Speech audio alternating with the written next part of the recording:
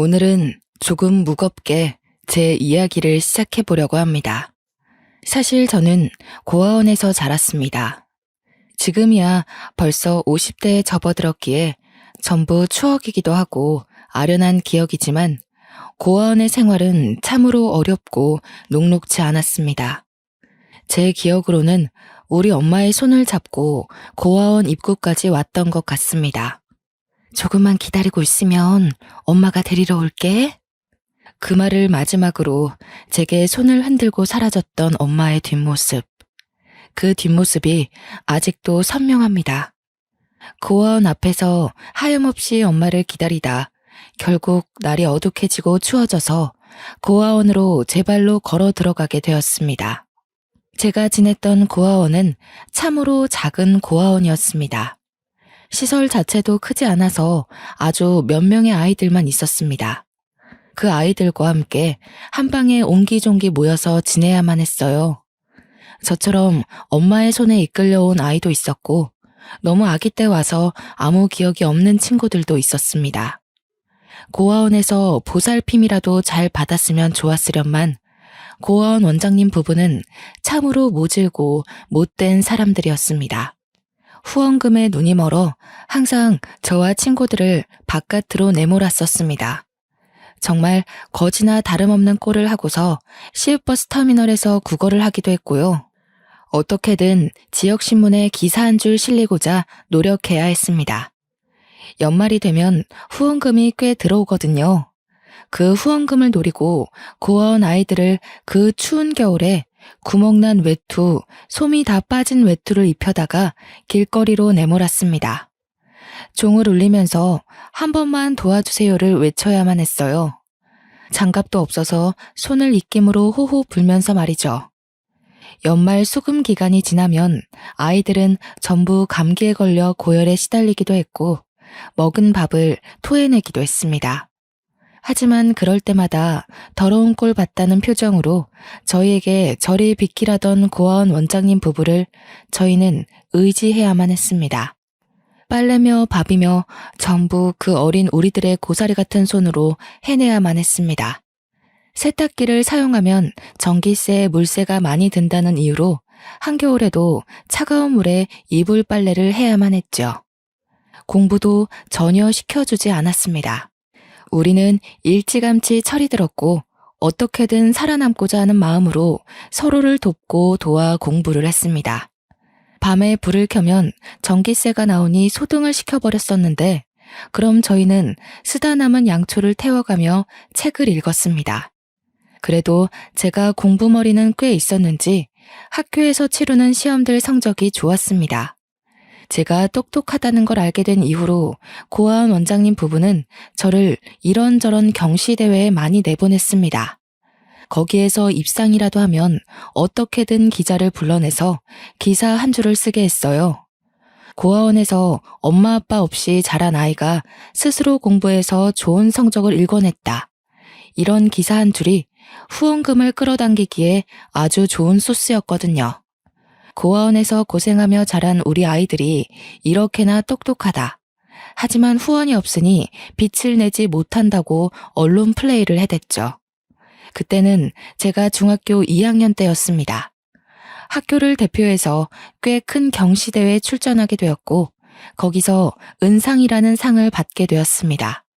일부러 더 해진 옷을 입고 머리를 부스스하게 만든 다음 상장과 함께 사진을 찍었고 신문 한 켠에 작게 기사가 실리게 되었습니다. 그걸 본 자수성가 사업가 한 분이 우리 고아원을 전적으로 후원하기 시작했어요. 그때 처음으로 원장님 부부에게 칭찬을 받게 되었습니다. 중학교 3학년으로 올라가게 된 겨울, 자수성가한 사업가 아저씨는 고등학생인 아들의 봉사활동 점수를 채우기 위해 고아원에 와서 봉사를 시작하셨습니다.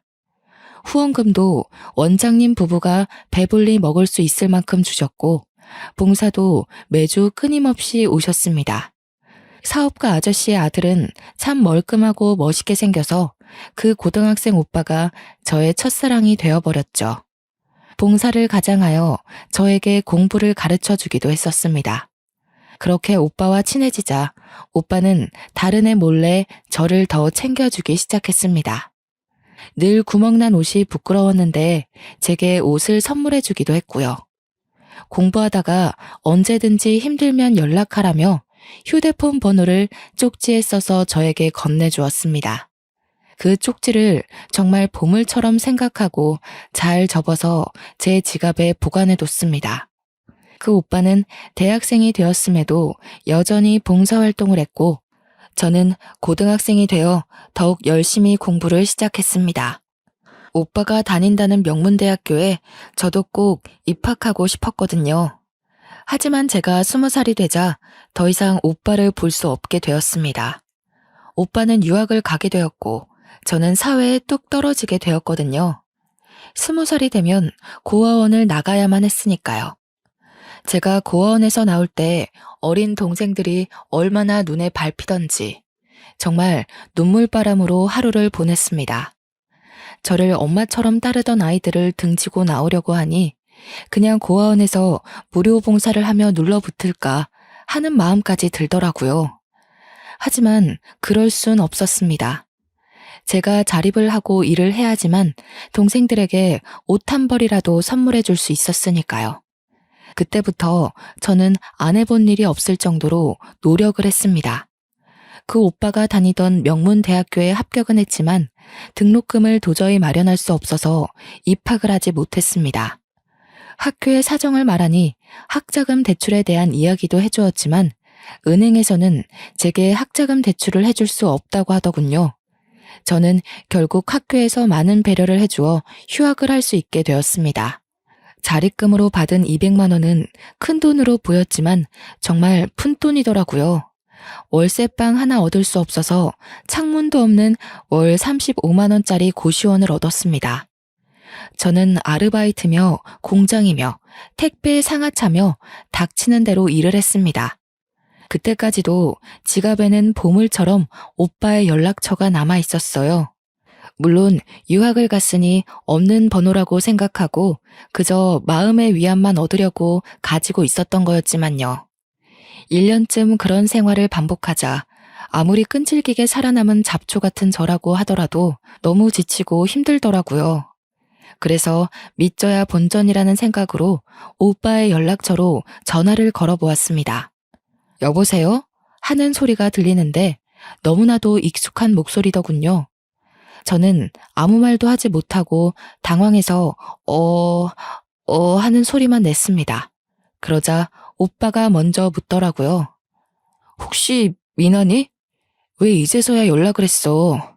한국에 오자마자 고아원에 갔더니 너는 이미 사회로 나갔다고 하고 너 연락처도 모른다고 하시고 내가 얼마나 걱정했는데.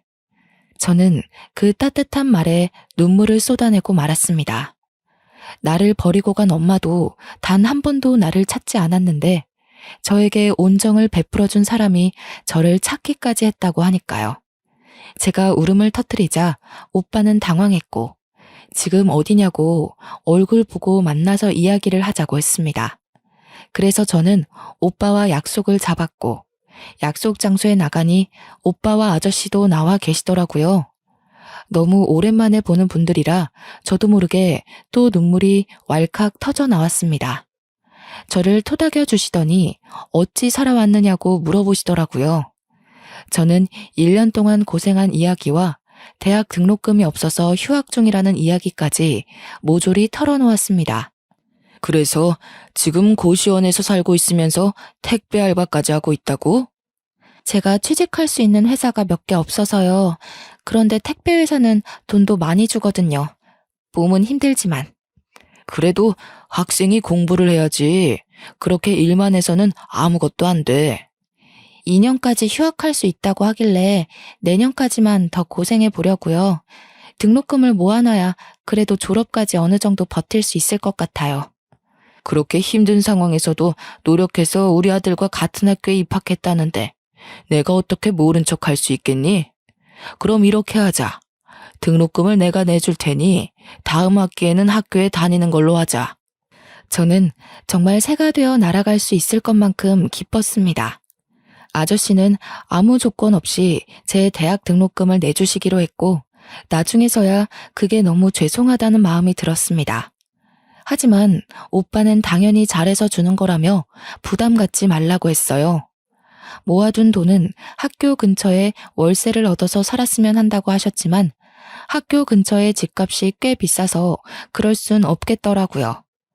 저는 아저씨의 도움으로 대학에 등록을 했고 성적이 우수한 학생들에게만 준다는 성적 장학금을 받기 위해 노력했습니다. 물론 4년 내내 장학금을 받을 순 없었지만 그래도 중간에 여러 번 장학금을 받기도 했습니다. 제가 장학금을 받았으니 이번 등록금은 안 주셔도 된다고 말했지만 아저씨께서 비상금으로 가지고 있다가 생활비로 쓰라며 거절하셨어요. 넓은 마음에 또 한 번 감동을 받게 되었죠. 학교를 다니면서 과외 아르바이트 자리를 소개받아서 과외를 하고 장학금은 비상금으로 가지고 있고 대학생활 틈틈이 일일 아르바이트를 뛰기도 했습니다. 누구보다 시간을 쪼개어 쓰면서 바쁘게 살았고 등록금을 지원받은 이후로는 단 한 번의 휴학도 없이 학교를 졸업할 수 있게 되었습니다. 누구보다 치열하게 살았기 때문에 취업 전선에 뛰어드는 건 고민도 되지 않았습니다. 그런데 아저씨께서 제게 제안을 하시더라고요. 아저씨네 회사로 취직을 하는 게 어떻겠느냐 하셨어요.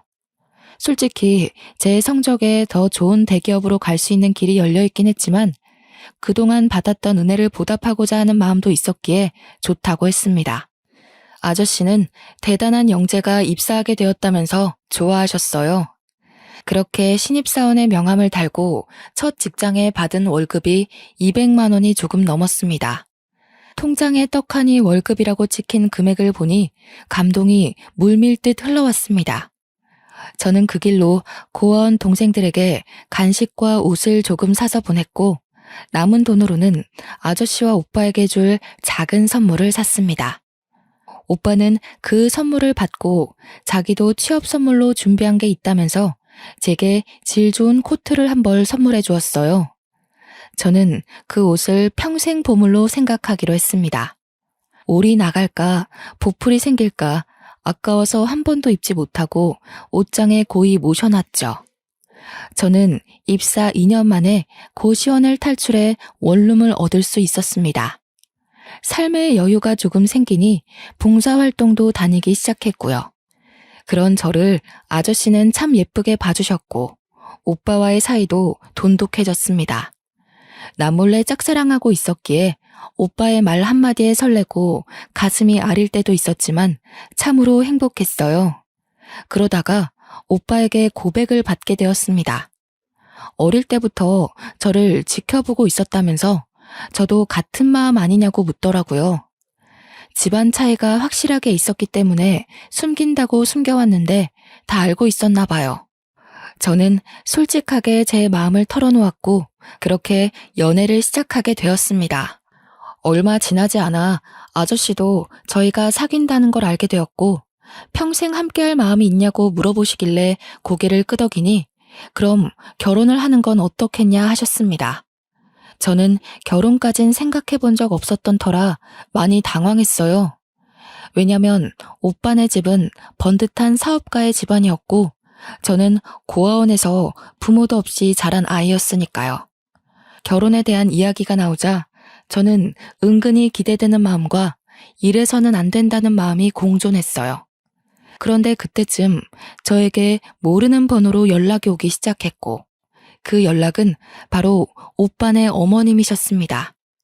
한번 만났으면 좋겠다는 이야기에 저는 마음을 굳게 먹고 어머님을 만나러 갔습니다. 각설하고 나는 이 결혼 찬성하지 않아요. 이유는 잘 알고 있겠지? 제가 자리에 앉자마자 본론부터 말씀하시더라고요. 저는 이렇게 대놓고 말씀하실 줄 몰라서 꿀먹은 벙어리처럼 아무 말도 하지 못하고 멍하니 있었습니다. 우리 아들 내가 정말 금이야 오기야 키웠어. 절대로 부족함 없이 공부시켰고 유학까지 갔다 온 아이야. 그런데 고작 만난다는 기집애가 고아원에서 자란 출신도 모르는 여자라니 가당키나 해? 죄송합니다. 우리 남편도 참 생각이 없지. 사업한다는 양반이 대단한 며느리를 볼 생각은 안 하고 우리 집안 남자들이 마음을 굽힐 것 같지 않으니 그쪽이 먼저 정리해줬으면 좋겠는데. 하지만 저 정말 오빠를 사랑해요. 제가 사랑한다고 이야기하자 어머님께서는 이를 악물고 제 뺨을 치셨어요. 카페에 짝 소리가 울려 퍼지고 사람들의 이목이 집중되자 제 몸은 자연스레 움츠러들고 말았습니다. 순간 수치심과 억울함에 눈물이 줄줄 흐르더라고요. 부모 없이 자란 게 제가 원해서 된 일도 아니잖아요. 콩부머리는 꽤 똑똑하다고 들었는데 그래서 이렇게 미련스럽게 구는 건가? 우리 아들 잡아서 한몫 건져보려고? 내가 돈이라도 줘야 떨어져 나갈 거야? 돈 필요 없어요. 그냥 오빠를 너무 사랑해서. 돈도 필요 없다는 게 그렇게 대학 등록금까지 아득바득 챙겨갔니? 내가 불쌍한 애라고 도와준다길래 허락한 건데 며느리 자리까지 넘보는 건 선 넘었지. 저는 아무 말도 할 수 없었습니다. 따지고 보면 틀린 말도 아니었어요. 물론 오빠에 대한 저의 사랑은 순수한 거였지만 어머님께서 보시기엔 순수하지만은 않을 것 같았죠. 그날 그런 만남을 뒤로하고 집으로 돌아왔는데 예고도 없이 오빠가 집으로 찾아왔습니다. 오늘 우리 어머니 만났다면서 왜 말도 안 하고 그런 자리에 나갔어?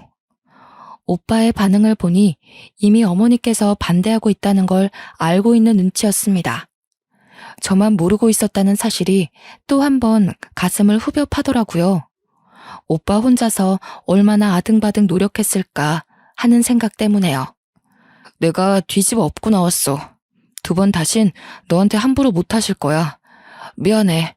이런 일을 겪게 해서.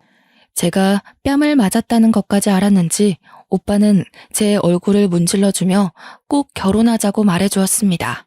어떤 반발심에서 나온 건지 모르겠지만 저는 고개를 끄덕였습니다. 그 뒤로부턴 일사천리였어요. 오빠는 어머님의 반대를 무릅쓰고 결혼 준비를 강행했고 시아버지가 될 아저씨도 제 편에 서주셨습니다. 결혼을 준비하는 동안 단 한 번도 시어머니의 모습을 볼 수 없었지만 그래도 행복했어요. 고아원에서 자라 제대로 된 가족도 없이 자랐는데 결혼만 하면 온전한 제 가족이 생긴다는 느낌을 받았기 때문이었습니다. 결국 시어머니와는 대화 한 번 하지 못한 채 결혼을 하게 되었습니다. 식장에서 손을 잡아줄 아버지가 계시지 않았기 때문에 남편의 손을 잡고 버진로드를 걸었어요. 혼주석이 텅 비어 있었지만 남편이 제 옆에 서 있다는 것만으로도 마음이 든든했습니다. 그렇게 어영부영 마련한 신혼집에 들어가 신혼생활을 시작한 지 얼마 되지 않아 악재가 겹치기 시작했습니다. 시아버지께서 갑자기 쓰러지신 거예요.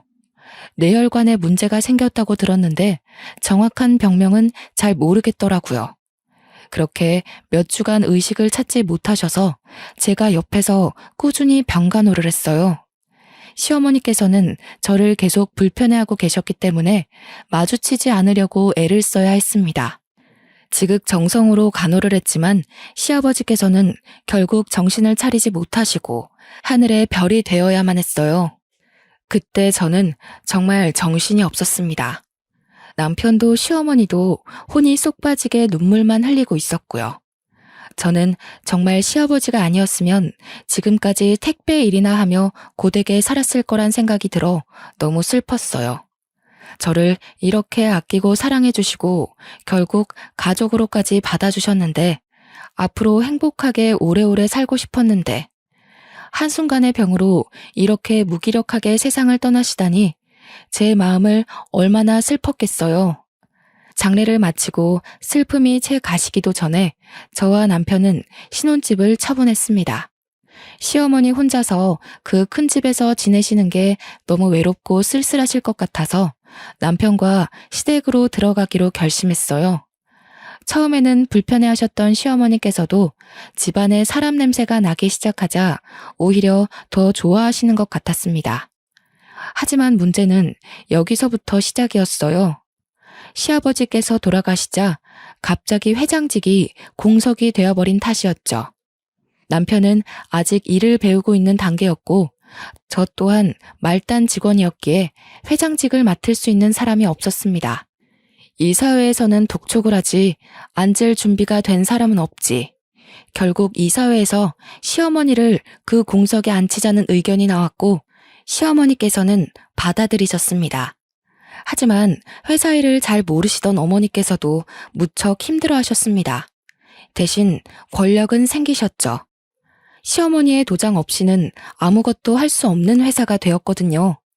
남편은 그때부터 경영직 자리를 맡기 위해 누구보다 열심히 일을 해야 했습니다. 그때마다 시어머니의 채찍질도 따라왔고요.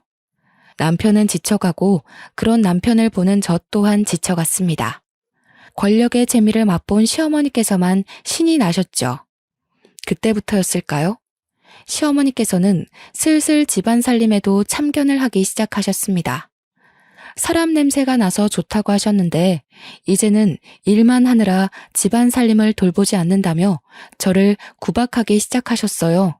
세상에, 이불 빨래는 언제 하고 안 한 거니? 2주 전에 했어요, 어머님. 2주나 됐단 말이야? 이번 주말에는 이불이랑 커튼도 좀 빨아라. 커튼은 이번 환절기 때 이미 빨았는데. 너 집안에 먼지가 얼마나 많은지 몰라서 그러니? 이런 식으로 살림하는 여자가 어디 있어? 저는 평일에는 회사 일을 하느라 바쁘고 주말에는 집안일을 하느라 바빴습니다. 전혀 쉴 시간이 주어지지 않았어요.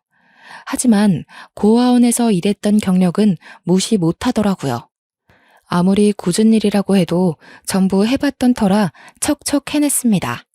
그러자 이제는 밥상을 가지고 참견하기 시작하셨습니다. 이렇게 풀떼기만 있어서 뭘 먹고 힘을 내서 일을 하겠니? 어머님이 시래기 좋아하시잖아요. 그래서 무쳐본 건데. 시래기를 아무리 좋아해도 삼시세끼 시래기만 먹니? 바깥일 한다고 유세라도 떠는 거야 지금? 시어머니께서 주구장창 일을 관두고 집안 살림에 신경을 쓰라고 요구하셨고 결국 몇 년을 다닌 직장을 결혼 1년도 채 되지 않아 포기하게 되었습니다. 집에서 살림만 하기 시작하자 그때부터는 더욱 잔소리가 심해졌습니다. 너 걸레질 언제 했어? TV장에 먼지 앉은 것 좀 봐라. 집에서 놀고 먹는 주제에 이런 거 하나 똑부러지게 못하니? 저는 매일 책 잡히지 않기 위해서 쓸고 닦고를 반복해야 했어요. 온 집안에서 광이 날 정도로 닦아대니 나중에는 주방 가전 위에 기름때가 앉았다고 혼을 내시더라고요. 저는 매일같이 기름때를 지우고 먼지를 닦아내며 하루를 보내야 했습니다. 하루 이틀은 괜찮았는데 몇 주째 반복이 되니 허리도 아프고 온몸이 쑤시더라고요. 제가 고생하는 걸 아는 남편이 하루는 마사지를 해주겠다고 제 어깨를 주물러주고 있는데 시어머니께서 방문을 벌컥 열고 들어오시더라고요. 지금 뭐어쩌라는 거야? 바깥에서 하루 종일 일하다가 온 남편을 이런 식으로 부려먹어? 내내 집에서 쉬는 주제에? 도끼 눈을 뜨고는 저에게 소리를 지르는 시어머니께 저는 대꾸 한마디를 할 수가 없었습니다. 남편도 너무나도 지친 것이 보였고 저까지 나서서 분란을 만들 필요가 없다고 생각했어요. 남편도 입을 꾹 말고 제 편을 들어주지 않자 시어머니께서는 이때다 싶으셨는지 저를 더욱 구박했습니다. 밥상을 뒤집어 엎는 건 늘상 있는 일이 되었고 어느 날부터 남편은 아침 식사를 하지 않고 출근을 했습니다. 아침에 밥을 먹으면서 이런 꼴을 보자니 체하는 것 같다고 하더라고요. 시어머니께서는 제게 옷 다림질이 마음에 안 든다면서 얼굴에 빨랫감을 던지기도 하셨습니다. 내가 분명 오늘 중요한 회의 있다고 블라우스 다려놓으라고 했는데 그거 하나 제대로 못해서야 원. 저에게 회사에 일이 있으니 얼른 차려입고 나오라는 남편의 말에 아껴두었던 남편이 선물해준 코트를 입고 나가니 시어머니께서 진절머리 난다는 듯 제게 말씀하셨어요.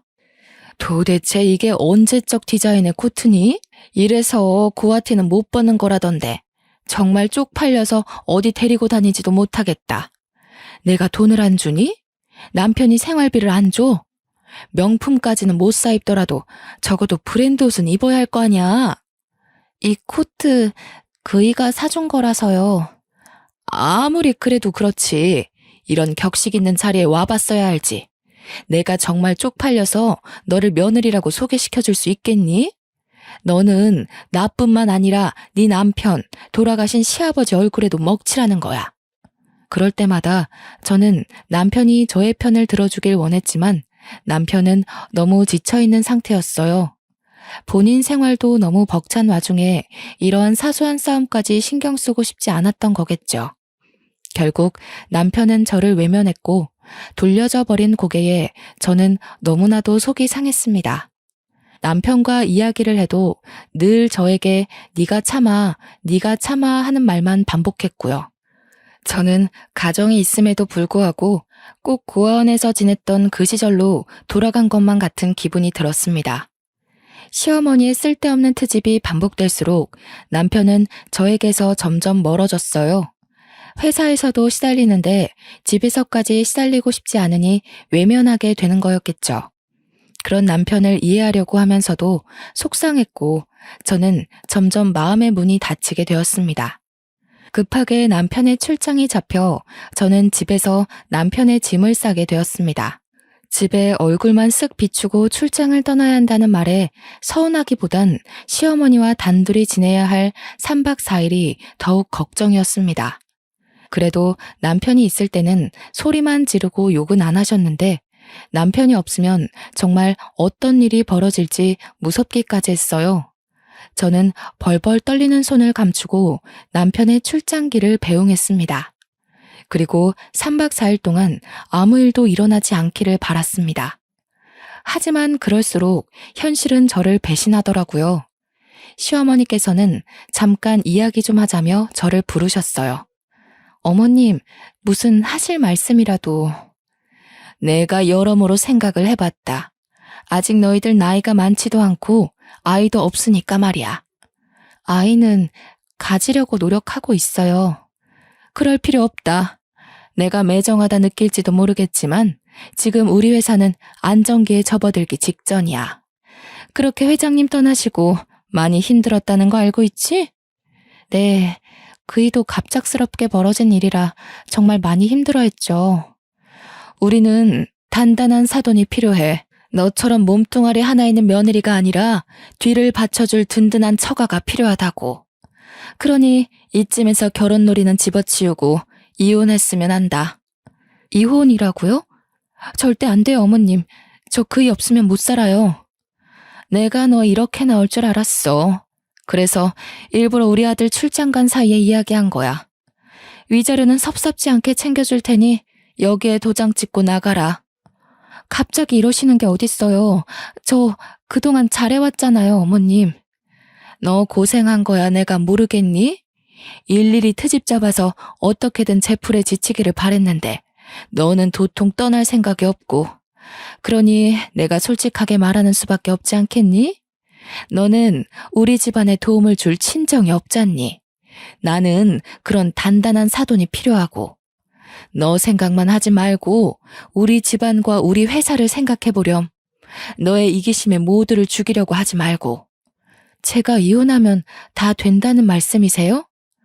우리 아들 인기 많았다. 이혼남이라는 타이틀이 따라붙어도 좋다고 할 여자들 많아. 어머님, 위자료로 3억 줄게. 너만 아니면 집안 빵빵한 며느리가 들어왔을 거다. 우리 아들 지금 회사에 제대로 자리 잡고 문제없이 운영해왔을 거야. 저는 결국 제 욕심에 남편을 망하게 할 수 없다는 생각이 자리 잡았어요.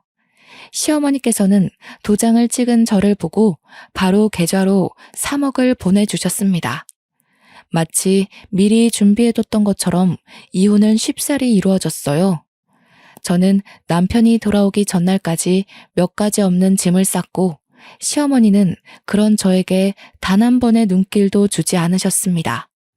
저는 눈물을 뚝뚝 흘리며 캐리어 2개를 끌고 집을 나오게 됐습니다. 남편이 개통해 주었던 휴대폰도 없애버리고 서울에 있다가는 마주칠 것만 같은 기분이 들어서 무작정 버스터미널에서 버스를 타고 시골에 내려왔어요. 어느 동네인지도 모를 곳에서 소 울음소리가 들리는 작은 집 하나를 얻었습니다. 다 쓰러져가는 집이었고 부엌이 바깥으로 연결되어 있어 상당히 불편한 주택이었지만 마음은 편안하더라고요. 혼자 사니까 외롭고 적적하지만 그럼에도 불구하고 자유를 얻은 듯한 기분이었어요. 하지만 스트레스가 많이 쌓여 있었던 터라 속이 미식거리고 몸이 영 좋지 않더라고요. 며칠을 토하고 울기를 반복하다가 생리가 늦어진다는 생각이 들어 읍내에 있는 산부인과에 진료를 받으러 갔습니다. 축하드려요. 임신 5주입니다. 아직 안정기는 아니니까 조심하시고요. 12주에 간단한 검사들 하러 내원하시면 됩니다. 제가 임신한 사실을 시댁에 알려야 하나 고민을 했지만 어차피 짐밖에 되지 않거나 아니면 아이만 빼앗길 것 같다는 두려움에 비밀로 묻어두기로 했습니다. 이혼했으니까 제 호적에 두고 혼자 잘 키우면 되겠지 하는 생각이 들었어요. 아이까지 빼앗기면 저는 정말 삶의 이유를 찾을 수 없을 것 같았거든요. 가족을 버리니 제 핏줄이 닿는 가족이 생겼습니다. 그것만으로도 제 삶을 이어갈 이유가 충분했어요. 그렇게 만삭의 몸이 될 때까지 제 마음의 여유를 찾는 일에 몰두했습니다. 홀로 산부인과에서 진통을 겪고 꼬박 이틀 만에 아이가 세상 밖으로 나왔을 때 저는 눈물을 줄줄 흘렸습니다. 탯줄을 자를 아이의 아버지가 없다는 게 참으로 슬펐어요. 혼자의 몸으로 아이를 키운다는 것이 겁이 났지만 그래도 시어머니께서 제게 주신 3억이 있으니 크게 걱정하지 않기로 했습니다. 아이가 어느 정도 클 때까지 저는 그 돈을 아껴 쓰며 버텼습니다. 시골집이라고 해봐야 전세 7천만 원 정도였던 터라 3억 중 남은 돈이 꽤 되었지만 아이에게 드는 돈이 무시 못할 정도더라고요. 더 이상 돈만 까먹고 지낼 수 없다는 생각에 주변에 소일거리를 찾아서 농사도 도와드리고 했어요. 아이가 5살이 되었을 때 제 수중에 남아있는 돈은 1억 7천 정도였습니다. 저는 더 이상 이 시골에서 아이를 키울 수 없다는 생각이 들어 정들었던 동네를 떠나 서울에서 장사를 시작하기로 마음을 먹었습니다. 남은 돈을 모조리 투자해서 서울의 식당 자리를 찾아 개업을 했어요. 어렸을 때부터 가진 살림에는 도가 텄던지라 식당 운영이 생각만큼 어렵지도 않았습니다. 하지만 서울 집값은 너무 무섭더라고요. 그래서 저는 식당에 딸린 골방에서 아이와 먹고 자고 하면서 식당을 운영했어요. 정말 딱 1년이 넘는 시간 동안 꾸준히 일하고 좋은 재료를 골라 어떻게든 사람들을 사로잡기 위한 노력을 했죠. 그러니 점점 동네에서 동네로 입소문을 타기 시작하더니 맛집으로 소문이 나고 TV 방송국에서도 취재를 나오고 했습니다. 방송이라는 게 위력이 어마어마하더라고요. 한번 잘 되기 시작하니 직원들을 4명이나 더 뽑아야 할 정도로 성화를 이뤘습니다. 가게도 옆 건물에 아주 큰 부지로 이사를 하게 되었어요. 원래 부지를 옮기면 장사가 잘 안 된다고 하던데 저는 그런 징조도 없었습니다. 매일 아침 5시부터 일어나 장사 준비를 하면서도 힘든 거 하나 느낄 시간 없이 바빴어요. 대신 아이를 하루 종일 어린이집에 맡겨야 한다는 게 조금 미안했죠. 돈은 점점 쌓여가고 가게는 점점 번창하고 저는 아이와 함께 살 수 있는 빌라를 전세로 얻을 수 있었습니다. 식당 골방에서만 살아오다가 방이 3개나 있는 빌라 전세를 얻으니 아이도 너무 행복해 하더라고요. 그렇게 돈 버는 재미로 아이와 함께 시간을 보내며 살고 있었는데 문득 제 어릴 때의 기억이 나더라고요. 바빠서 잠시 까먹고 지냈던 고아원의 생활 말이에요. 내가 은혜를 받아온 만큼 저도 남을 도와줘야겠다는 생각이 들었습니다. 시아버지와 남편이 저와 고아원 동생들에게 그랬던 것처럼 저도 남을 위해 봉사하고 나누고 싶어졌어요. 우리 아이가 비록 아빠 없이 자라고 있지만 절대 부족함 느끼지 않게 제가 2배, 3배 채우는 것처럼 남들에게도 그렇게 하고 싶었습니다. 그래서 저는 그때부터 주마다 고아원과 노숙자 센터, 미혼모 센터를 돌면서 봉사활동을 시작했습니다.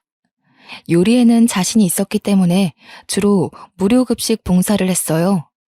고아원에 가서는 아이들이 좋아하는 치킨이나 떡볶이를 만들어서 봉사를 했고, 미혼모 센터에서는 미역국을 끓였습니다.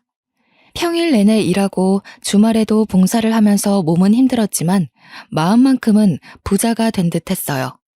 틈틈이 큰 금액은 아니지만 무리가 가질 않을 만큼의 기부 활동도 했습니다. 그런 저의 모습을 보며 아이도 봉사활동에 참여를 했어요. 고작 초등학교에 갓 입학한 아이였지만 저와 봉사를 다니며 남을 위하는 행동과 마음가짐을 갖게 되었죠. 저 아이는 참으로 행복했습니다. 그러던 어느 날 제가 서울역에 무료 급식소 봉사를 나간 날이었습니다. 어느 때와 다름없이 줄을 서 있는 노숙자들에게 밥을 퍼서 주고 있었는데 제 앞에 우뚝 서서 시래기 반찬을 더 달라고 말하는 할머니 노숙자의 목소리가 귀에 익더라고요. 고개를 빼꼼 내밀어 얼굴을 확인하니 충격적이게도 저를 내쫓으셨던 전 시어머니였습니다. 어머님? 저를 보고는 벌벌 손을 떨기 시작하는데 제가 너무 놀래서 여기서 뭐 하시냐 물어보니 입을 열지 못하시더라고요. 일단 줄이 밀려있던 터라 자리를 잡고 앉아 계시라고 말한 뒤 다른 봉사자에게 잠시 자리를 비운다고 말하고는 어머님이 앉아 계신 자리로 갔습니다. 제가 오든 말든 상관도 안 하시고 앉아서 밥을 허겁지겁 먹고 계시더라고요. 손톱에는 검은 때가 잔뜩 끼어 있고 언제 씻은 건지 가늠도 되지 않게 냄새까지 고약했습니다. 식사를 마칠 때까지 기다리니 그제서야 얼굴을 들어 제 얼굴을 보고는 눈물을 흘리시더군요. 여기서 뭐 하세요? 왜 이런 모습으로? 내가 천벌을 받은 게지. 천벌을 받은 게야.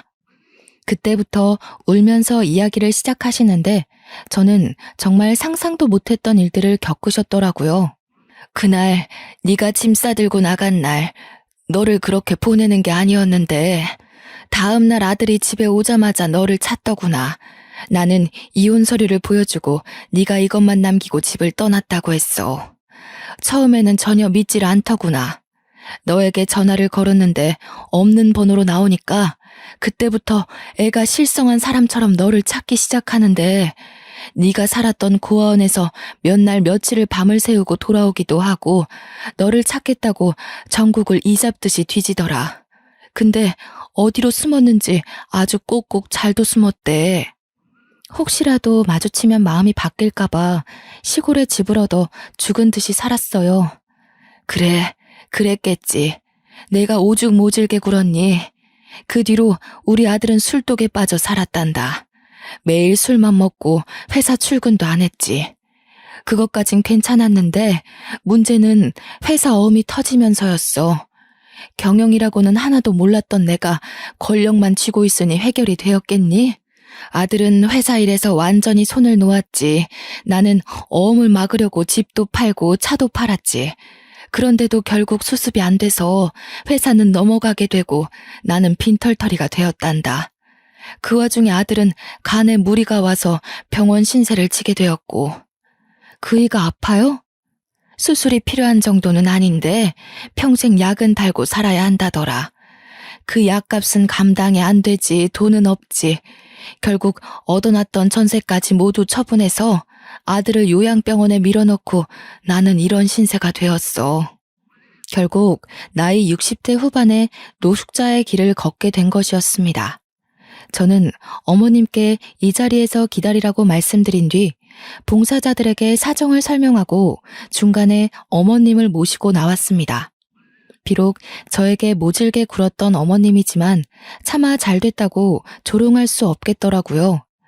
그대로 목욕탕으로 모시고 가서 묵은 때를 전부 벗겨드렸습니다. 그리고는 우리 집으로 모시고 가서 이부자리를 깔아드렸어요. 학원에 갔다가 집으로 돌아온 우리 딸을 보고서는 어머니께서 까무러칠 듯 놀라셨습니다. 엄마, 누구셔? 인사드려야지. 할머니야. 아이고, 내가 너무 못됐다. 내가 너무 잘못했어. 임신한 줄도 모르고 우리 손녀딸이 있는지도 모르고.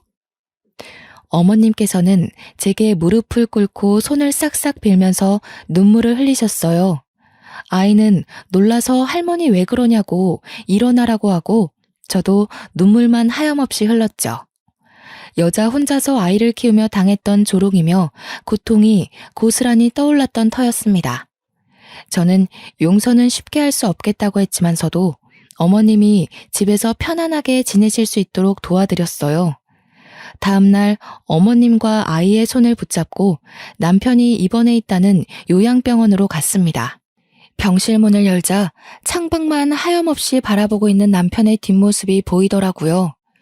뒷모습이 너무나도 쓸쓸했지만 오랜 시간 사랑했던 그 오빠의 모습 그대로를 간직하고 있었습니다. 민주야, 저분이 민주 아빠야. 얼른 아빠 하고 달려가봐.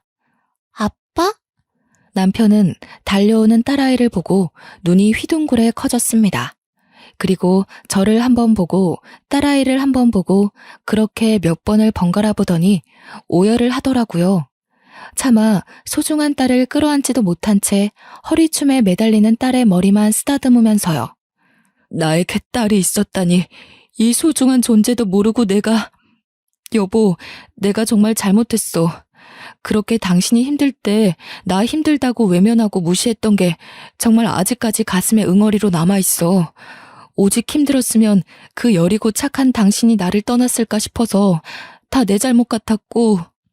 눈물을 줄줄 흘리면서 저에게 미안하다고 가까이 와달라고 손짓을 하는데 시어머니께서 슬쩍 제 등을 떠미시더라고요.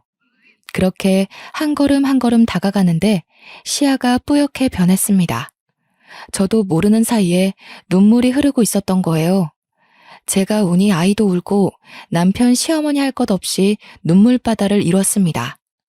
한참을 울고 해진을 돌던 의사의 말을 들어보니 치료는 꾸준히 해야 하나 수술할 정도는 아니라고 하시더라고요. 재산을 전부 처분했던 터라 오갈 곳 없는 남편과 시어머니를 저희 집으로 모시게 되었습니다. 남편도 집이 없어서 요양병원에 입원했던 거였기에 통원 치료를 약속하고는 집으로 돌아왔어요. 시어머니께서는 다음 날부터 저를 도와 식당에 출근을 시작하셨습니다. 저는 몇 번이고 고된 일이라며 말렸지만 일을 하시겠다며 빚을 갚겠다는 어머님을 말릴 수가 없었어요. 남편은 꾸준한 통원 치료와 본인의 의지로 지금까지 탈없이 잘 이겨내고 있습니다. 아직 몸은 많이 약해져 있지만 충분히 이겨낼 수 있을 거라고 믿고 있어요. 지금은 딸아이와 온 가족이 함께 행복하게 살고 있습니다. 돌고 돌았지만 결국 한 가족이 되었습니다. 앞으로는 찢어지지 않고 영원히 함께 할 거예요. 길었던 제 인생 이야기 들어주셔서 감사합니다.